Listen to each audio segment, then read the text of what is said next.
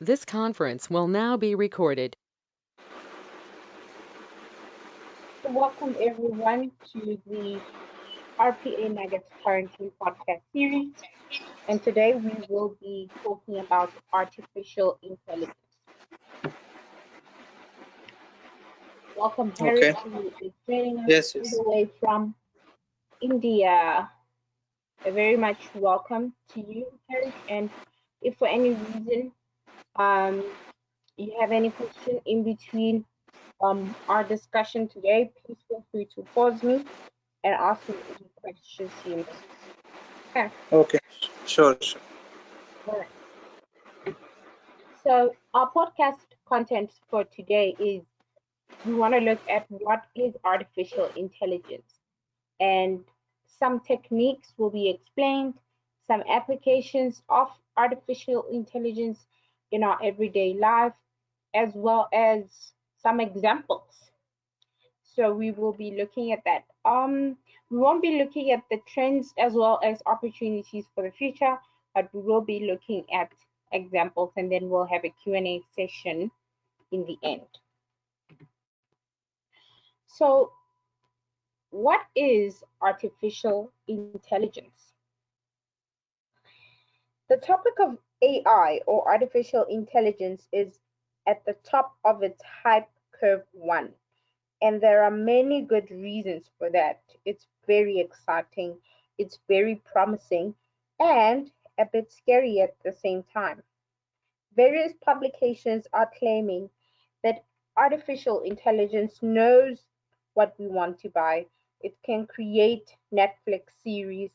It could cure cancer and may eventually take our jobs or even destroy mankind. In general terms, artificial intelligence or AI refers to a broad field of science encompassing not only computer science but also philosophy, psychology, linguistics, and other areas.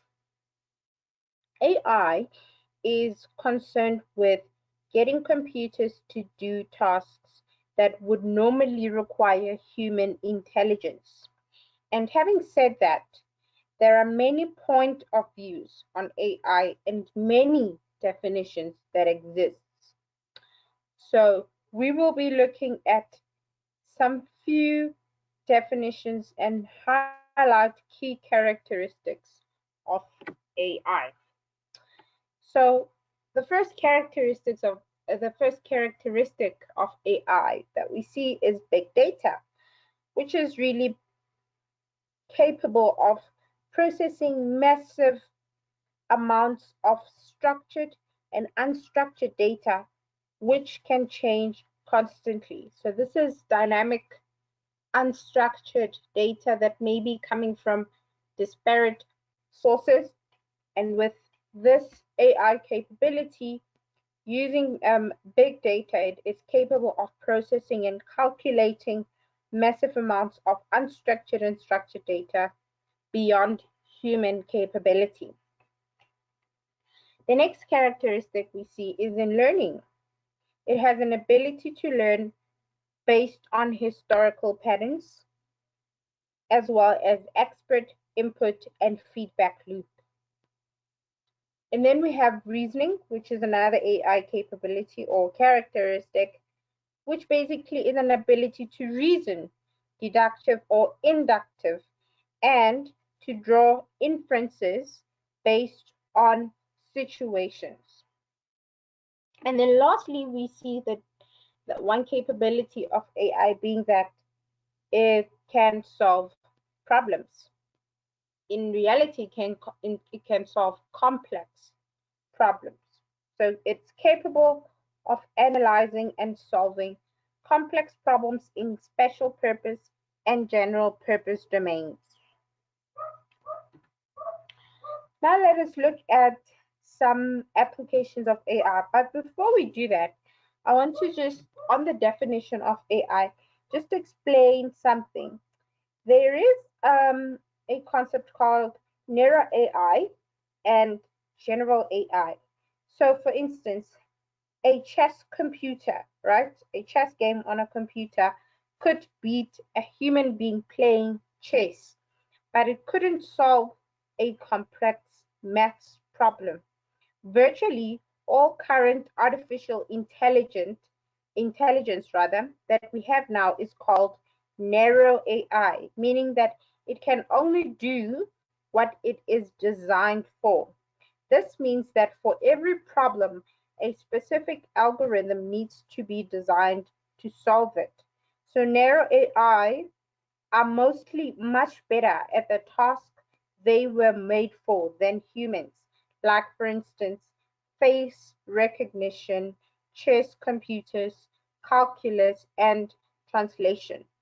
But the holy grail of AI, which is called general AI, is a single system that can learn about any problem and then solve it. This is exactly what human beings do. We can specialize in a specific area or topic, from abstract math to psychology and from sports to art. We can become experts in all of these areas.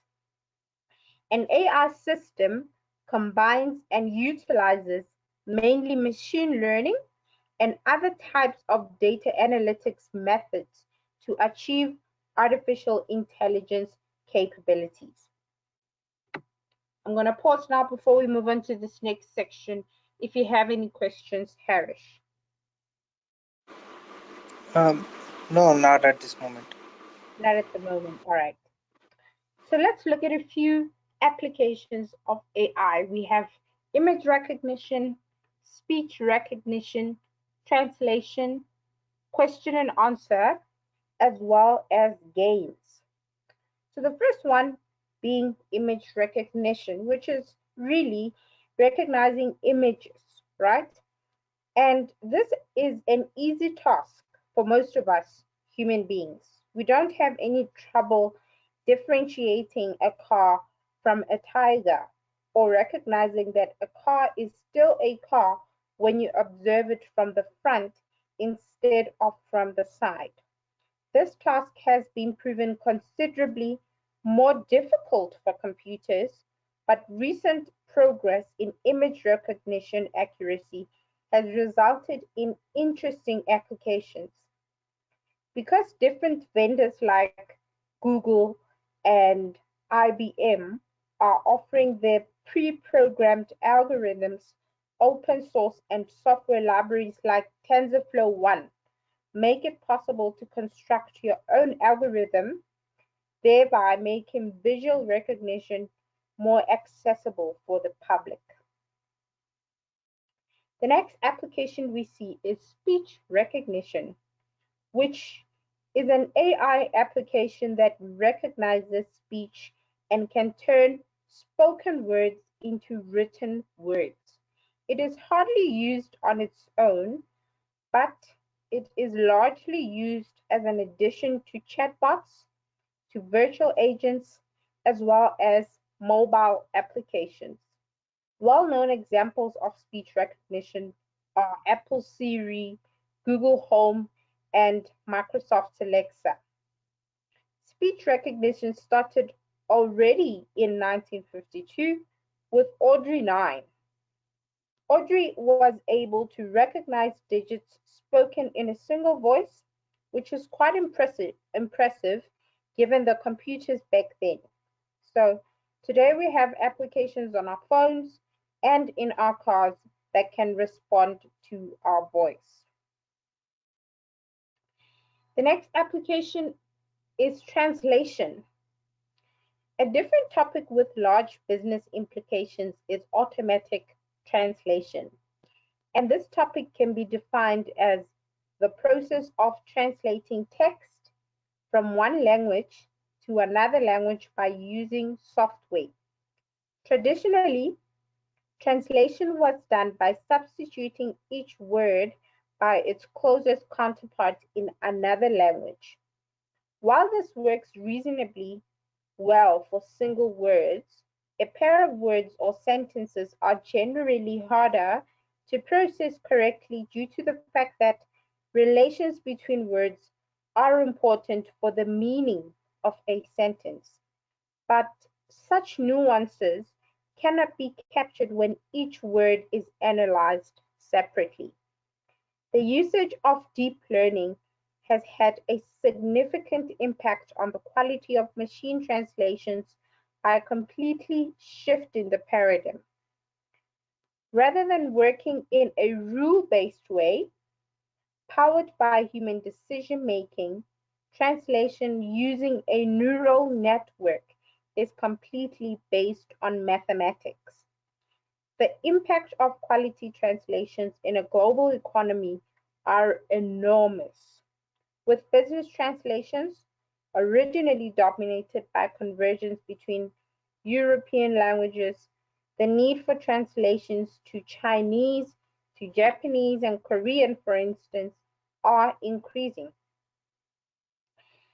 An example is one that Uber was investigating, where automatic translation takes place between you and your local Uber driver who can only communicate in Chinese.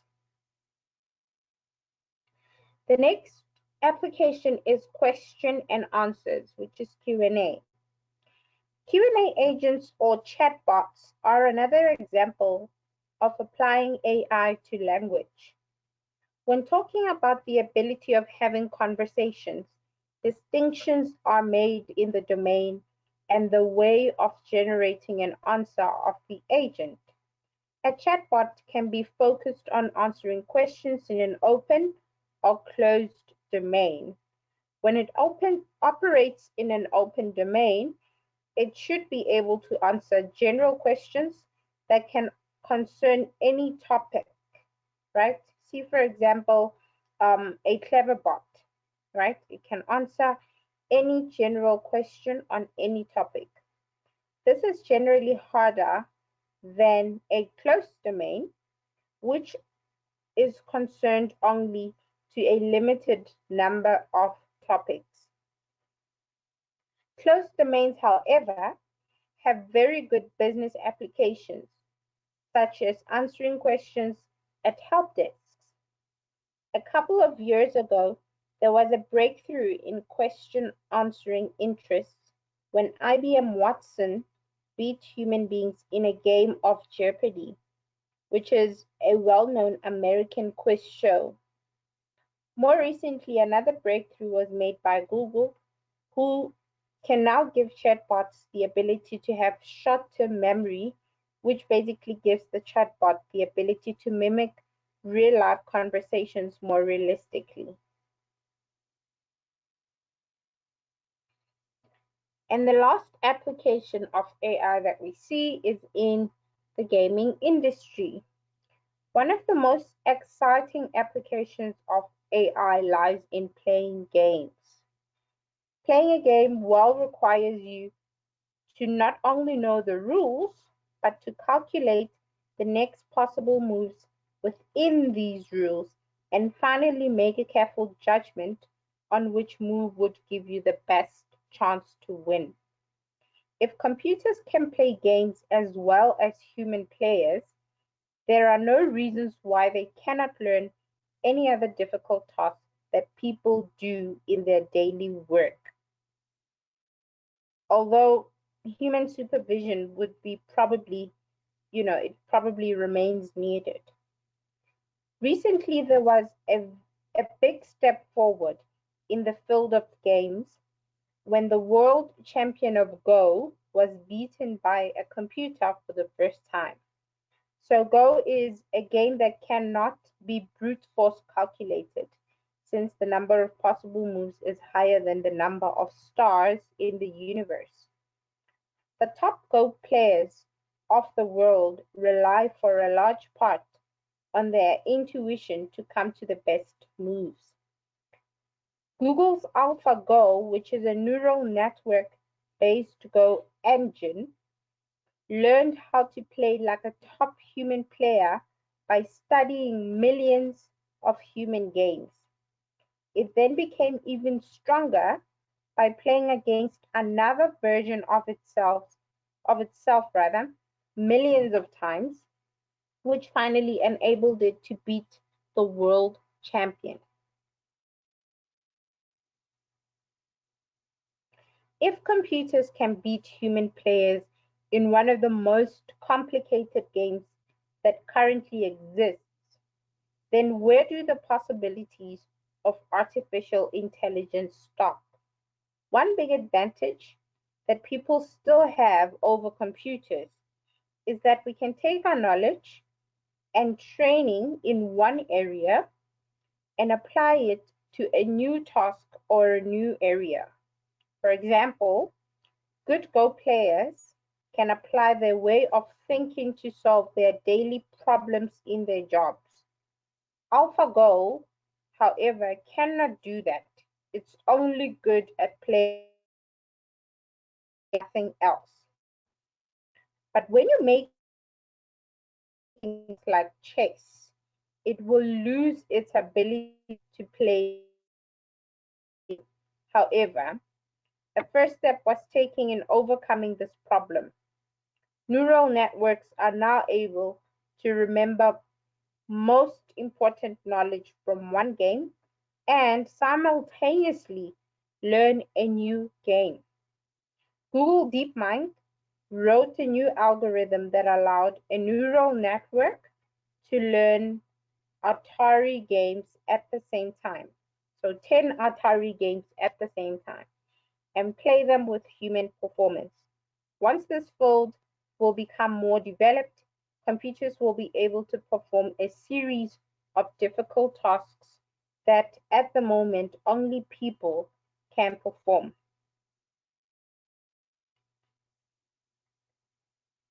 Any questions? Um, no, actually. So that was good, Okay. informative information. So it was nice. Okay, perfect.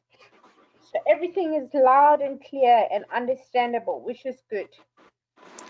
Yes, yes. For And the last, examples, everything was good. oh, great. Thank you so much for the feedback, Harish. So the last section of our podcast today would be the examples of everyday AI, right? So we look at first the Google's AI-powered predictions.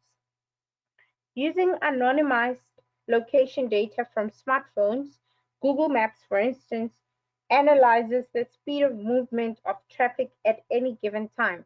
And with its acquisition of crowdsourced traffic app Waze in 2013, Google Maps can more easily incorporate user-reported traffic incidents such as construction, accidents, potholes, and that sort of stuff.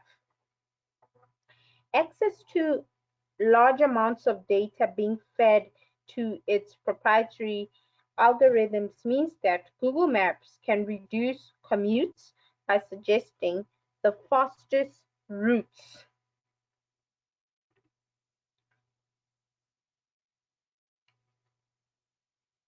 The next example we see is with ride-sharing apps such as Uber and Lyft. So how do you think Uber and Lyft determines the price of your ride, for instance? How do they minimize the wait time once you call your Uber or your Lyft? How does Uber and Lyft services optimally match you with other passengers to minimize detours? So for instance, for carpooling, right? How does it know that within your range or within the diameter that you are on, how does it calculate that there's one more person who's your backdoor neighbor that you don't know who's also requiring? How does it determine all of that? And the answer to all these questions is machine learning. The engineering lead for Uber, who is Jeff Schneider, discussed in an NPR interview how the company uses machine learning to predict rider demand to ensure that the surge pricing, which is short periods of sharp prices, increases to decrease rider demand and increased driver supply will soon no longer be necessary. Why? Because machine learning learns these patterns and uses that knowledge for future reference. Uber's head of machine learning confirmed for Uber, right? For Uber's use of machine learning for ETAs for rides, estimated meal delivery times on Uber Eats, computing optimal pickup locations, as well as for fraud detection. So it spans across multiple scenarios and not just getting you from point A to B. And then the last example we see is in commercial flights use, which is autopilot. So artificial intelligence and autopilots in commercial airlines is a surprisingly early use of AI technology that dates as far back as the 1914, depending on how loosely you define autopilot. The New York Times reports that the average flight of a Boeing plane involves only 7 minutes of human-steered flight, which is typically reserved only for takeoff and landing, and the rest of your trip from India to America is on autopilot powered by artificial intelligence. And that's it for our podcast today. Do you have any questions? So yeah, that was good actually. Knowing about how Uber Lyft using machine learning and how autopilot has been the AI for so long. That's good information. And I would like to Yeah. know about like RPA nuggets. So, Mm-hmm. are you guys actually working for any clients or just Yes. educating them? Yes, we are. We have multiple clients on site in South Africa as well as online across the globe. So we are in operation in multiple countries virtually, and also because of the coronavirus pandemic, we are 100% virtual now. Okay. Mhm. Yes. And I was Any more? actually in touch with Tolang before for one of Mm-hmm. the work fusion training programs. Oh, you need work fusion training. No, no, no. I was Mm-hmm. actually contacted, to become a trainer Mm-hmm. on work vision. Oh, So, nice. And when was this? so it was back in January, I think. So we were in touch for some time, like 2 to 3 weeks, or maybe more than that. And after Oh, that, I think suddenly I stopped getting any communication from her. I'm sorry, Harris, your line is a little bit low. So it was in back in January. So Mm-hmm. there were emails exchanged between her and me for like 3 weeks or so, and suddenly actually she stopped sending any communications. So she was working on a training plan, getting the topics and examples or etc. That information from me, and I think Oh, after okay. Oh, I'll let so her know. I can take your email address and then we you can keep in touch with her an email. Is that okay? okay, yeah. Oh, perfect. So if you have no further questions, Harish, this is the end of the podcast. And tomorrow we will have another podcast, same time, same place, covering a different topic. And if you give me your email, you will get the reminder from an email reminder of the podcast just before the podcast. Okay, All right. Thank you so yeah, much. yeah. Thank you. Bye. All right. Cheers.